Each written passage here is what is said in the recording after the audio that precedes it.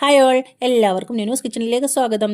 അപ്പോൾ നമ്മളിന്ന് ഉണ്ടാക്കാൻ പോകുന്നത് കപ്പയപ്പാണ് കേട്ടോ. അതായത് പൂളയല്ലേ നമ്മളെ, അതുകൊണ്ട് അപ്പം ചുട്ട് നോക്കുകയാണ് നമ്മൾ. പാൽക്കപ്പ അതുപോലെ കപ്പയും മീനൊക്കെ നമ്മളെ പ്രധാനപ്പെട്ട ഭക്ഷണമാണല്ലോ.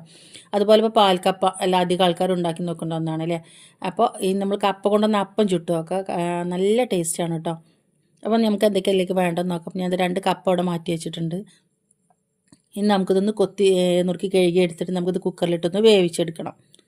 നല്ലോണം വേവണം കേട്ടോ, അല്ലെങ്കിൽ നമ്മൾ കുത്തി എടുക്കുന്ന സമയത്ത് ഇതിങ്ങനെ കട്ട കെട്ടി കിടക്കുക. അപ്പോൾ നന്നായിട്ട് വെന്തോട്ടെ. ഇനി നമുക്കതിലേക്ക് എന്തൊക്കെയാണ് വേണ്ടതെന്ന് നോക്കാം. അപ്പോൾ ഒരു ചെറിയ സവാള, അതുപോലെ ഇഞ്ചി, പച്ചമുളക്, പിന്നെ കറിവേപ്പ്, മല്ലിയില. എരിവിന് ആവശ്യമാണ്, കുറച്ച് എരിവുണ്ടാവേണ്ട ടേസ്റ്റ് കൂടും കേട്ടോ. ഇനി നമുക്കിതിലേക്ക് കപ്പ ഉടച്ചെടുക്കുമ്പോൾ അതിലേക്ക് ഒരല്പം മഞ്ഞൾപ്പൊടി ചേർത്തിട്ട് നന്നായിട്ടൊന്ന് ഉടച്ചെടുക്കണം കേട്ടോ.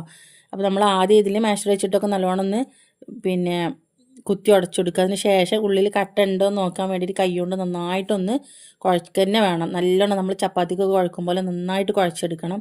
ഇനി കയ്യിൽ നല്ലോണം ഒട്ടി പോകുന്നുണ്ടെങ്കിൽ വെള്ളം ആക്കരുത്, കയ്യിൽ എണ്ണ ആക്കിയിട്ട് വേണം നന്നായിട്ടൊന്ന് കുഴച്ചെടുക്കാൻ.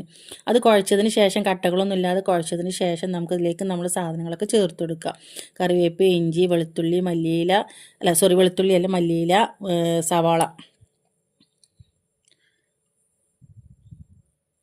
എന്നിട്ട് കൈ കൊണ്ട് നന്നായിട്ട് ഞെരടി നല്ലോണം ആ എരിവൊക്കെ അതിൽ പിടിക്കാൻ വേണ്ടി നന്നായിട്ടൊന്ന് കുഴച്ച് വെക്കുക. എന്നിട്ട് 10 മിനിറ്റ് അവിടെ റെസ്റ്റ് ചെയ്യാൻ വേണ്ടിയിട്ട് മാറ്റി വെക്കുക.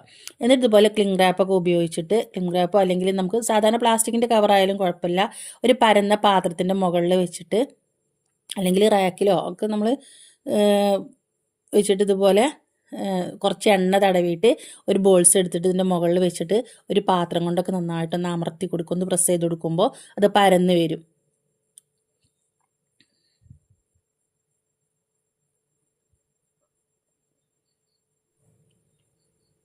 ഉണ്ടോ? ഇത് ഇത്ര വലിപ്പം മതി, അത്യാവശ്യം കട്ടി വേണം കേട്ടോ. എന്നിട്ട് മെല്ലെ ഒന്ന് ചെരിച്ച് കൊടുക്കുമ്പോൾ നമ്മളെ കയ്യിലേക്ക് അത് ഇങ്ങനെ ചാടി തുടങ്ങും, കാരണം എണ്ണ ഉള്ളതല്ലേ. അപ്പോൾ അതുകൊണ്ട് ഇതുപോലെ നമ്മൾ പത്തിരിക്കല്ലൊക്കെ വെച്ചിട്ട് നല്ലോണം, പൊറോട്ട കല്ലൊക്കെ ഉണ്ടെങ്കിൽ അതിൽ ചുട്ടെടുക്കുകയെന്നുണ്ടെങ്കിൽ കിട്ടാതെ വരുന്നത് നോക്കണം കേട്ടോ. കാരണം ചിലപ്പോൾ നമ്മൾ അധികം ഒന്നും ഉപയോഗിക്കാത്ത പൊറോട്ടക്കല്ലൊക്കെ ആണെങ്കിൽ ചിലപ്പോൾ കിട്ടാതെ വരും. അപ്പച്ചട്ടിയൊക്കെ ആകുമ്പോൾ നമ്മൾ ഡെയിലി യൂസ് ചെയ്യേണ്ടതാണല്ലോ. അപ്പോൾ നല്ല എണ്ണമയം കിട്ടാൻ വേഗണം, അല്ലെങ്കിൽ നോൺ സ്റ്റിക്കിൻ്റെ പാനായാലും കുഴപ്പമില്ല. അപ്പോൾ അങ്ങനത്തേലൊക്കെയാണ് ചുടാൻ വേഗം കേട്ടോ. എന്നിട്ട് ചെറിയ തീയിൽ കേട്ടോ, ഹൈ ഫ്ലെയിമിൽ ഇട്ട് പോയത്, അപ്പോൾ ഇത് കത്തി കരിഞ്ഞ് പോവും. അപ്പോൾ ഇതിങ്ങനെ മൊരിഞ്ഞ് കാണുമ്പോഴാണ് ടേസ്റ്റ്. എന്നിട്ട് ഒരല്പം നെയ്യ് ഇങ്ങനെ പുരട്ടി കൊടുക്കുക.